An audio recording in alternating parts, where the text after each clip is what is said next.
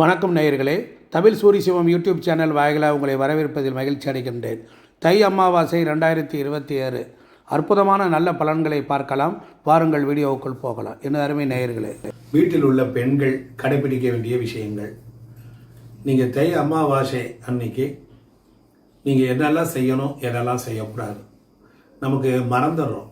நிறைய விஷயங்கள் நம் வாழ்க்கையில் மறந்து போயிடுறோம்.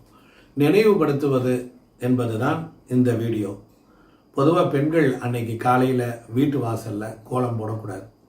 சூரிய உதயத்திற்கு பிறகு தூங்கி எழுந்திருக்கக்கூடாது. அன்றைக்கி ஒரு நாளாவது நீங்கள் கடைப்பிடிங்க. அமங்கலமான விஷயத்தை பேசக்கூடாது. அமாவாசை அன்னைக்கு 3 நாளைக்கு முன்னதாகவே காக்கை உங்கள் வீட்டு வாசலில் வந்து கரைய ஆரம்பிச்சிடும். வித்தியாசமாக கத்த ஆரம்பிச்சிடும். ஒரு வாரத்துக்கு முன்னாலே வந்துடும். நம்ம பூமியில் நம்மளை பெற்றெடுத்தவர்கள், நம்ம கூட பிறந்தவர்கள் ஏதோ ஒரு விதிவசத்தால் அவங்க இறந்து போயிட்டாங்க அப்படின்னா அவர்கள் மேல் உலகத்திலிருந்து ஒரு குறிப்பிட்ட நாளில் பூமிக்கு வந்து நம்மை பார்க்க வருகிறார்கள். இதுதான் அடிப்படை உண்மை. அதனால் அந்த நேரத்தில் வீட்டை சுத்தமாக வச்சுக்கணும். திருமணமான பெண்கள் எள்ளும் தண்ணீரும் இறைத்து முன்னோர்களை வழிபடக்கூடாது. அப்போ நாங்கள் என்ன தான் பண்ணுறது? எங்கள் வீட்டுக்காரும் இல்லை, என் பையனும் இல்லை, வெளிநாட்டில் இருக்கிறான். அப்போ நாங்கள் என்ன பண்ணலான்னா, நீங்கள் எள்ளும் தயிரும் கலந்த அன்னத்தை அன்னைக்கு குளிச்சுட்டு காக்கைக்கு உணவாக வைக்கலாம். அதை எடுத்துட்டா போதும். விதிமுறைகள் அப்படின்னு எடுத்துக்கிட்டீங்க அப்படின்னா, அமாவாசை விரதம், திதி தெர்ப்பணம் முன்னோர்கள் செய்ய தவறினால் அந்த கோபத்திற்கும் சாபத்திற்கும் அந்த குடும்பம் ஆளாக வேண்டியது வரும். புரியுதுங்களா? அதே போல பவுஸ் பண்ணு. அமாவாசையை ரொம்ப கரெக்டாக கடைப்பிடிச்சோம்னா குடும்பம் முன்னேறுதுங்க. எனக்கு தெரிய ஒரு குடும்பத்தில் அவங்க அப்பா இறந்துட்டார். அந்த குடும்பம் இடைவிடாது அமாவாசை விரதம் இருந்தாங்க. அந்த பையன் இருந்தான். அந்த பையன் தொடர்ந்து விரதம் இருந்து மதியானம் அவங்க அம்மா காக்காய் சாப்பாடெல்லாம் வச்சு விரதம் விட்டாங்க. போய் ஐயருக்கு திதி தர்ப்பணம்லாம் கூட கொடுக்க மாட்டாங்க. சாதாரணமாக வீட்டிலையே அவங்க ரொம்ப ரெஸ்பெக்டாக, ரொம்ப உயர்வாக, கண்ணியமாக செஞ்சாங்க. இன்றைக்கி அவங்க சாதாரண ஒரு ஓட்டு வீட்டில் 400 ரூபா வீட்டில் வாடகை இருந்தாங்க. இன்றைக்கி அந்த குடும்பம் இன்றைக்கி எப்படி இருக்குது தெரியுங்களா? என் கண்ணெதிரில், நான் போய் பேசணும்னு அவசியமே இல்லை. இன்றைக்கி அந்த பையன் ஃபாரினில் இருக்கிறான். அழகான படித்த மனைவி. இன்றைக்கி 2 கோடி ரூபா வேல்யூபிள் உள்ள ஒரு சொத்து. குடும்பத்தில் இன்றைக்கி பையன் சம்பளம் மாதம் 1.25 லட்சம். பிள்ளைய பயங்கரமாக படிக்க வைக்கிறாங்க. நல்ல ஐஸ்வர்யமாக வாழ்கிறாங்க. இது எல்லாமே என் வாழ்வில் நடந்ததை உங்களுக்கு சொல்கிறேன். கண்டிப்பாக நம்ம இதை ஏலாதானம் நினைக்க வேண்டாம்.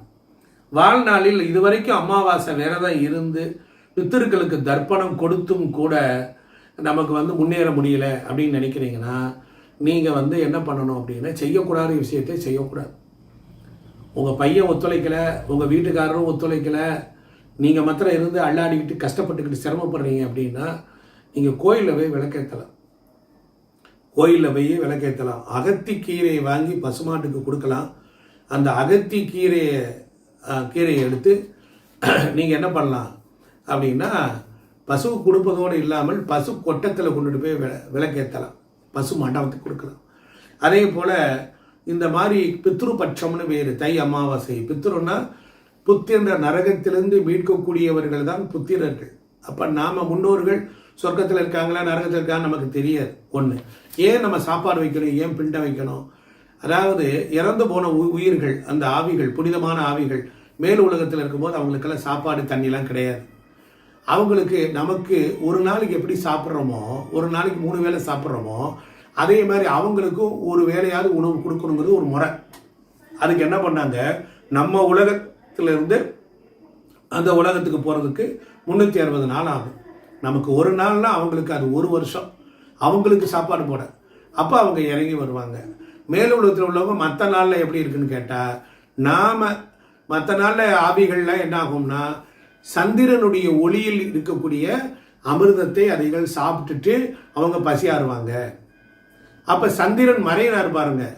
அமாவாசைக்கு ஒரு நாளைக்கு முன்னால் சதுர்த்தசி தீதியிலையும் மறைஞ்சிருவார், பிரதமை தீதியிலையும் மறைஞ்சிருவார். அப்போ அந்த 3 நாட்களில் உலகத்தில் இருக்கக்கூடிய ஏனைய நம்முடைய சொந்த பந்தங்கள், இறந்தவர்கள், அன்னை வழி சொந்தம், அப்பா வழி சொந்தம், தந்தை வழி சொந்தம், தாய் வழி சொந்தம், எல்லாரும் பூமியில் இறங்கி வருவாங்க. ஒவ்வொரு அமாவாசைக்கும் ஒரு ஃப்ராக் ஆஃப் செகண்ட் இறங்கி வருவாங்க. அந்த 3 நாள் நம்ம வீட்டு கொல்லப்புறத்தில் வாசலில் அங்கே எங்கேன்னு சுற்றிக்கிட்டு இருப்பாங்க. அந்த நேரம் காற்றில் அவர்களுடைய எண்ணங்கள் வந்து நம்ம இறந்தவங்கள ஞாபகத்துக்கு வரும். சில பேர் ராத்திரியில் நம்ம ஆத்மாவில் கலந்துருவாங்க, நமக்கு எண்ணங்கள் கனவுகள்லாம் வர ஆரம்பிச்சிடும்.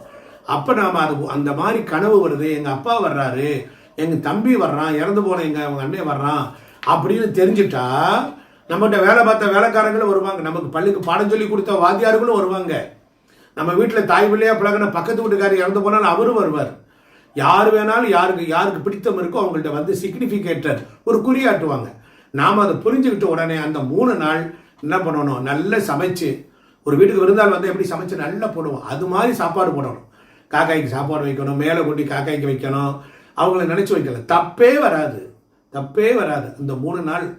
அப்போ 3 நாளில் நீங்கள் சாப்பிடாம, நீங்கள் அவங்கள பற்றி சிந்திக்காம, அவங்களுக்கு காக்காய்க்கு சோறு வைக்காமல் இருந்தீங்கன்னா அவங்க வந்து காத்திருப்பாங்க, காக்கா வடிவில் கத்துவாங்க, கரைவாங்க.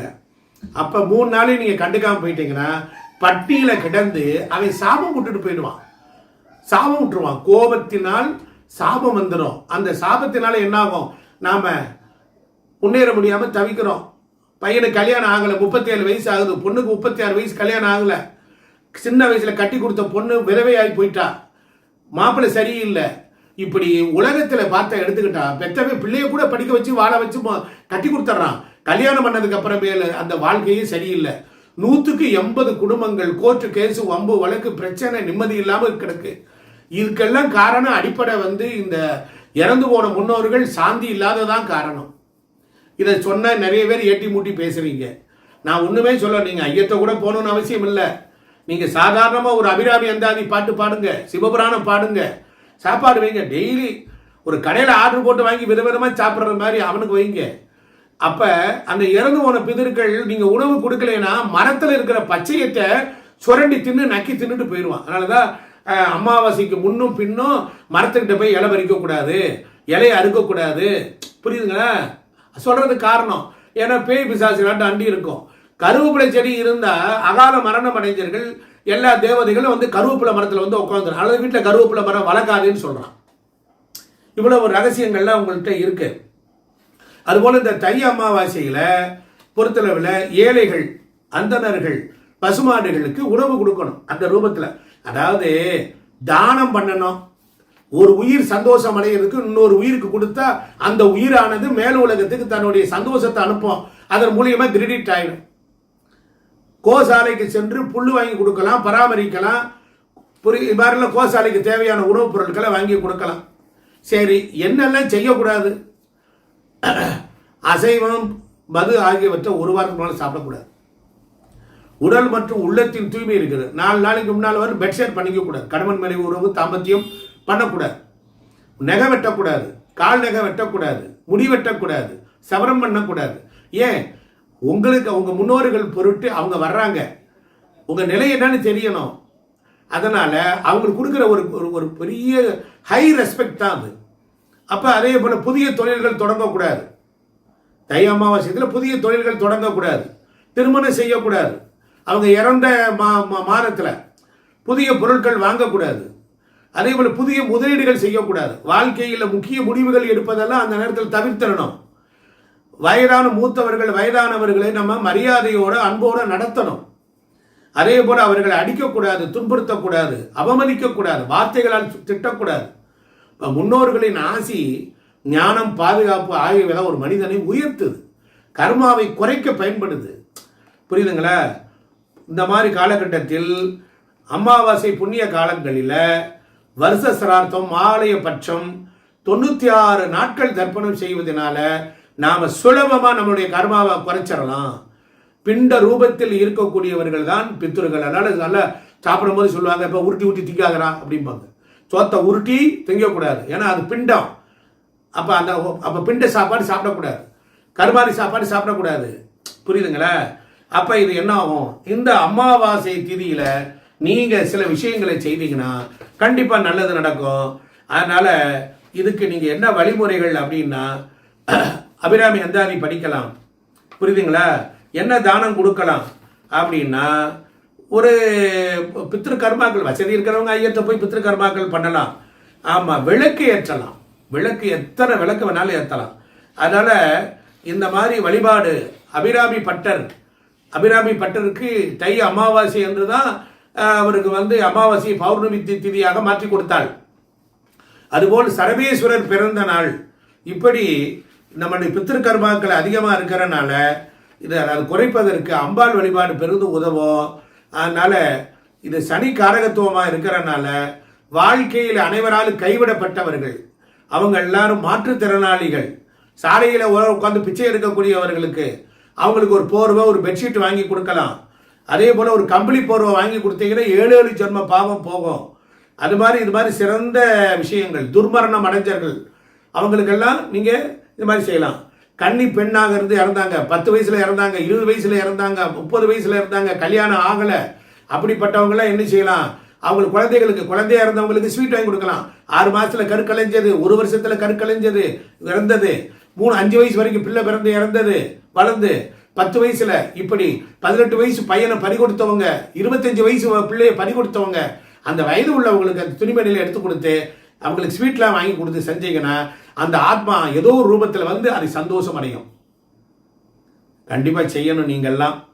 அதனால வெள்ளை வஸ்திரம், அதுபோல காய்கறி, பச்சரிசி இதை கொடுக்கும்போது பிறப்பு வினையில் இருந்து நாம விடுபடுறோம். நேயர்களே, அடுத்தடுத்து இன்னும் தை அமாவாசையை பற்றி இன்னொரு வீடியோ போடுறேன். கண்டிப்பா செய்யுங்க.